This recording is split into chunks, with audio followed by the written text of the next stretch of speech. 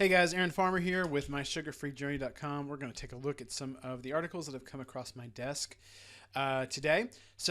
We yesterday we looked at a response to Dr. Sarah Hallberg's Verta Health study, and today the first thing that we're going to look at is Dr. Hallberg's response to the response, where she tries to set the record straight. So this is the reply to utility of unrefined carbohydrates in type 2 diabetes, blah, blah, blah. So she's dealing with specifically some of the issues that came up in yesterday's video. So if you didn't watch yesterday's video, you should go back and watch it. First, the authors cite a paper by Anderson et al. That demonstrated diabetes reversal with a higher carbohydrate diet. However, a significant limitation of the Anderson paper was that the available data showed a decline of fasting glucose even when on the control diet, which was implemented first. So with their control diet, they put them on a diet that reduced their fasting glucose levels. So this wasn't a meaningful control diet.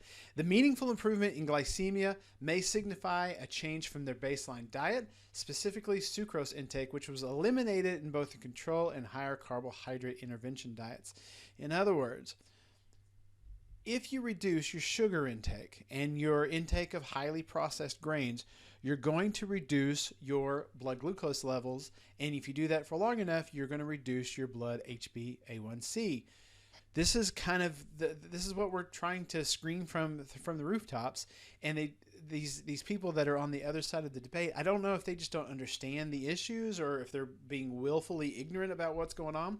If you stop eating sugar and if you stop eating processed grains, your average blood sugar levels will go down.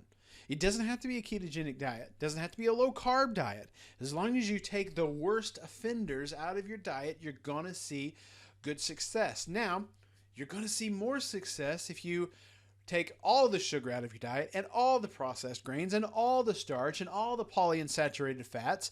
Take all of those out of your diet and eat a more natural diet. But if you just want to take the sugar out and the processed grains, you're probably going to see a drop in your HbA1c over time. So again, it doesn't have to be a ketogenic diet, but a ketogenic diet works best if you're already very, very sick, if you're already type 2 diabetic, if you have a lot of weight to lose. Go on a ketogenic diet, get rid of the weight, and then come back and we'll talk about your studies. Furthermore, together the improvements in glycemia observed in patients while on a controlled diet, the short duration of the study, and the artificial constructs of a metabolic ward study make it difficult to draw a clear conclusion regarding the impact of the ad libitum high carbohydrate diet intervention. What Dr. Hallberg is saying here in a very, very nice way is that if you tell people that they can eat a high carbohydrate diet and then send them on their way out into the universe, those people will fail. Those people will not lose weight. Those people will not reverse their type 2 diabetes.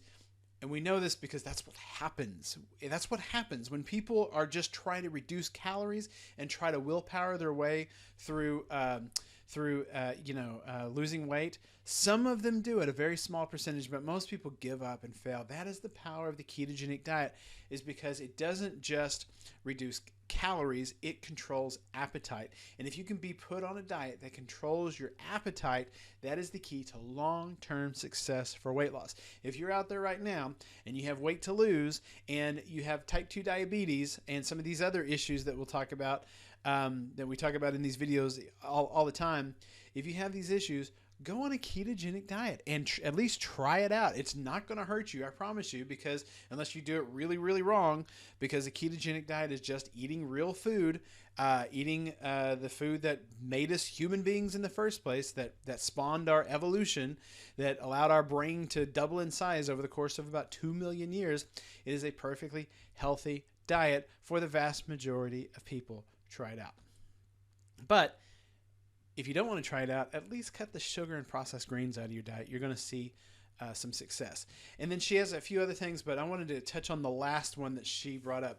Fourth, the concerns raised about the findings from Sarah Hallberg et al., Dr. Hallberg, I guess I should call her, are riddled with factual errors. So Dr. Hallberg's about to lay the smackdown. Hallberg found that a diabetes reversal rate in response to a ketogenic diet of 60%. Reversal was defined as an HbA1c below 6.5% and discontinuation of all diabetes-specific medications, excluding metformin, not 78%, as stated by the Joshi comments. Again, get your facts straight. Due to a baseline diagnosis of type 2 diabetes, all patients in the Hallberg study, even after reversal of diabetes, are at high risk for developing diabetes in the future. This is so important. If you had diabetes once, the chances of you getting diabetes again in the future are high. They're elevated. This is why you've got to control your diet for the rest of your life and never eat a bunch of bullcrap again for the rest of your life. The biggest predictor of future sickness is a sickness that you had in the past. Just like the best predictor of you having back pain in the future is, do you have back pain now, or have you had it in the past? If you had type 2 diabetes in the past, the chances of you having type 2 diabetes again in the future are elevated. Thus, metformin was continued in these patients as an adjunct that is well known to decrease the risk for developing diabetes. So these people, if they were on metformin, they were kept on metformin because metformin has been shown to reduce to improve glucose sensitivity, basically. The inclusion of metformin may preclude the currently accepted definition for remission, but does not diminish the reversal of diabetes that accompanied a ketogenic diet, along with this choice being appropriate individual patient care. And this is so important because this is what one of the pushbacks you get a lot online, Twitter, because that's where everybody is now, Twitter. One of the pushbacks you get is they didn't reverse diabetes because if you go and eat a crap diet again, you'll get diabetes again in the future. And to that, I have to say, if that's your definition of reversal, then no one has ever reduced type 2 diabetes ever. Because, yeah, if you do the thing that made you sick in the first place, the chances of you getting sick again in the future are pretty high. Just like, if I hammer my thumb, if I take a hammer to my thumb and it hurts and it heals up, it doesn't, just because it healed up doesn't make me immune to me having a hurt thumb again if I hit it with a hammer again. If you repeat the insult, you're going to repeat the problems that you have. If you go back to a crappy diet full of sugar and processed grains, chances are if you had diabetes in the past, you're going to have diabetes again in the future. So don't do that. I mean, that's the solution. Just don't do that. Eat a good diet. For clarification, in the Hallberg study, the starting HbA1c was 7.6, not 6.6. So what they tried to say in their little response yesterday was, they started these people at an average of 6.6 HbA1c and define a reversal of diabetes as getting it below 6.5. Well, who cares? No, and Sarah Hallberg says no. These people started at an average of 7.6. We didn't drop at 0.3%. We dropped at 1.3%. So we were able to drop their HbA1c from 7.6 on average to 6.3 on average, which is a huge jump. Huge jump. And that's average. So I guarantee you there were people in that dropped their HbA1c by a lot more than that, because that's what happens when you go on a ketogenic diet. Your HbA1c drops. Both of which were erroneously reported in the Joshi comments. Lastly, all conflicts of interest were fully declared for this paper in accordance to guidelines. So thank you, Dr. Hallberg et al. For this response. It was great. And again, I just want to say, as we go back and forth, with all of these, and I'm fascinated by it because I love this stuff. I love the back and forth. I love the debate that's happening. But if you're out there right now and you're obese, you have type 2 diabetes, try a low carb diet or go, full ketogenic or carnivore, something. Just take the BS out of your diet. And I guarantee you're going to see some amazing things. Let's go to the next article. Exercise offers protection against Alzheimer's. How about this? Higher levels of daily physical activity may protect against the cognitive decline and neurodegeneration, brain tissue loss from Alzheimer's disease. And this is a quote from one of the doctors. One of the most striking findings of our study was that greater physical activity not only appeared to have positive effects on slowing cognitive decline, but also on slowing the rate of brain tissue loss over time in normal people who had high levels of amyloid plaque in the brain. Okay, so what's going on here? A couple things. Number one, it's impossible to exercise your body that you don't also exercise your mind, your brain. Okay, you are one person. You can't exercise one part of your body and not have it affect every other part of your body. So if you do something that's healthy to one part of your body, it's going to be healthy for every other part of your body. And if you exercise, it's good for your body. It's also good for your brain. Exactly why? Well, here's my theory. When you exercise, you are growing muscle tissue, and when you're growing muscle tissue, you're creating more places for your body to take the energy from sugars and grains and carbohydrates that you might be eating, and taking that energy out of the bloodstream into a muscle cell to be burned for fuel. That's what you want to have happen to any starches that you might eat. You want to burn it for fuel. You don't want to store it as fat.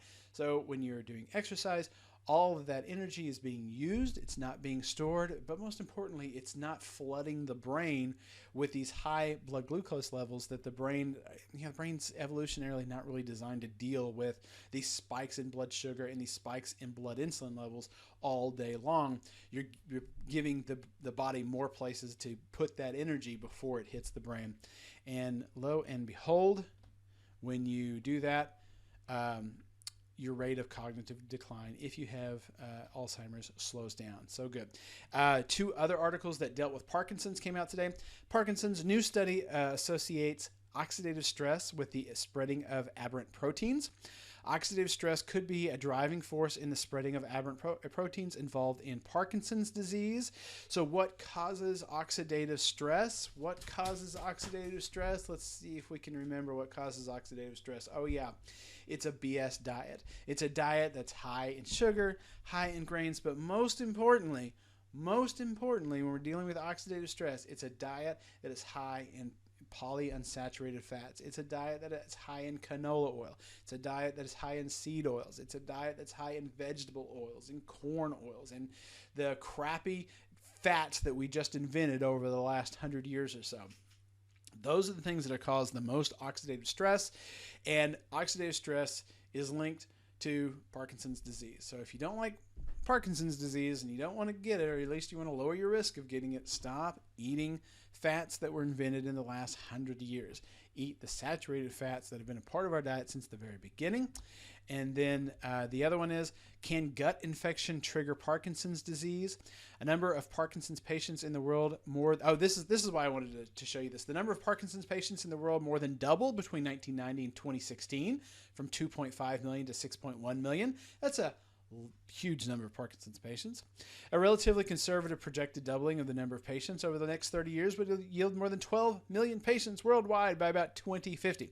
Every time we see the rate of long-term chronic diseases kind of extrapolated out over the next 20, 30, 40 years, it is a terrifying number. 12 million Parkinson's patients. That's not counting diabetes patients. That's not counting all of the other long-term chronic diseases that we know are just going to go up and up and up over the next 20, 30 years. That are probably going to bankrupt us as a nation. That's going to put us all in the poorhouse as we deal with friends and family members that have gone through a lifetime of eating crappy foods and now are having to deal with the fallout of them. It's a terrifying thing, but it can be. You can't say that it can be avoided, but your risk of getting all of these long-term chronic diseases can be managed. It can be reduced by not eating crappy foods, not eating sugar, not eating grains, not eating polyunsaturated fats, getting plenty of exercise, eating lots of saturated fat, lots of red meat, and taking care of yourself, basically. I know I repeat myself a lot because it's the same message over and over and over again. Eat good, high-quality foods and take care of yourself. Next up, this was an article that it's a couple months old, but I could do an article every day on how sneaky the sugar industry is.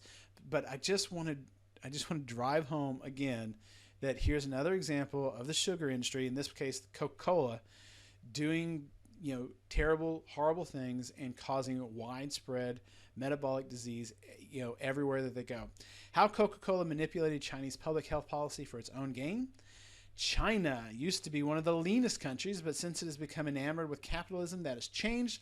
As obesity plagues the country, Big Soda has been busy shaping health policies that avoid taxing sugary drinks. Of course they do. They have. Between 1991 and 2011, obesity among both Chinese men and women increased significantly, particularly among Chinese men. The New England Journal of Medicine noted that China had 15 million obese children in 2015. 15 million obese children in 2015. The largest number in the world. Green Eyes research revealed that public policy efforts to combat this public health crisis has been driven by an institution known as the International Life Science Institute, ILSI, a research nonprofit that was established by none other than Coca-Cola executive Alex Malaspina in 1978. And of course, because we've seen this story before, what did they say to do to combat obesity? Over time and through a complex web of industrial and personal relationships, Coke was able to influence the country's health policy industry by pushing the message that physical activity was more important than what you ate. Calorie in, calorie out, just go burn off the calories and you'll be okay. But we see time and time and time again that where that message holds sway over the public, the zeitgeist, over the public idea, that the people get fatter and fatter and fatter as these large industrial, sugar companies are allowed to pour their poison into the public supply. And of course, as the people get fatter, they're told it's their fault. It's your fault that you got fat because you didn't burn off the energy that you took on. And it's not true. These people are victims of a long-term systematic policy by the sugar industry to get more and more of their crap, more and more of their poison into the public's hands, and they take zero responsibility for mopping up the damage that they do. Coca-Cola is not going to pay to fix China's obesity crisis. Okay? Coca-Cola is not going to pay to fix America's obesity crisis. Coca-Cola is not going to pay to fix your obesity problem. But they, for sure, had a part to play in the fact that we are all sick and fat. They've made their billions. They've made it off our backs. And they're not going to do anything to try to fix the problems.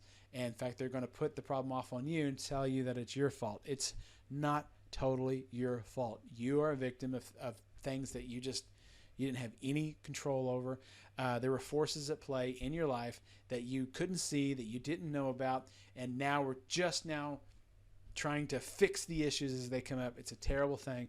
Coca-Cola should be ashamed of themselves, but they won't be ashamed of themselves. They will never be ashamed of themselves. Finally, effect of daily aspirin on risk of cancer metastasis. Daily aspirin reduces the long-term incidence of some adenocarcinomas, but effects on mortality due to some cancers appear after only a few years, suggesting that it might also reduce growth or metastasis. What in the world could an aspirin do that would reduce the effect or reduce the growth of cancer? What could it be doing? What could it be doing? Let's see. What does aspirins do? What does an aspirin do? Oh yeah, an aspirin reduces inflammation.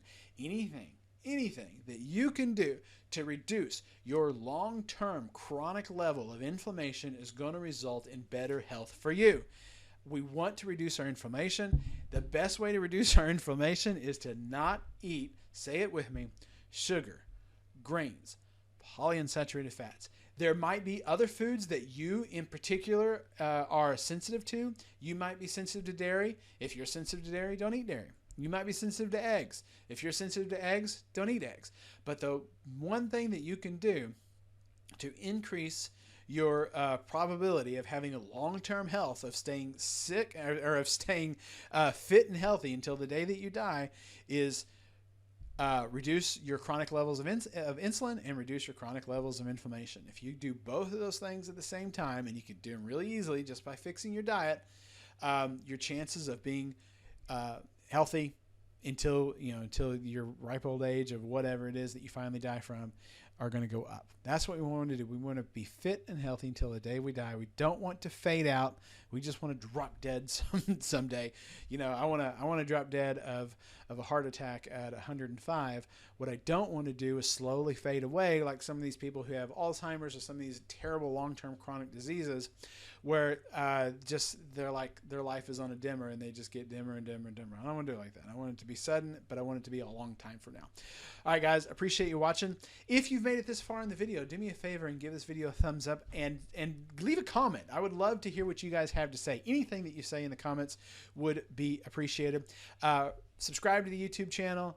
And, you know, give me a thumbs up, so push the little notification bell, all that good stuff, the stuff that you are told to do on every other YouTube video out there. Do it for me too, okay? All right, I appreciate it, guys.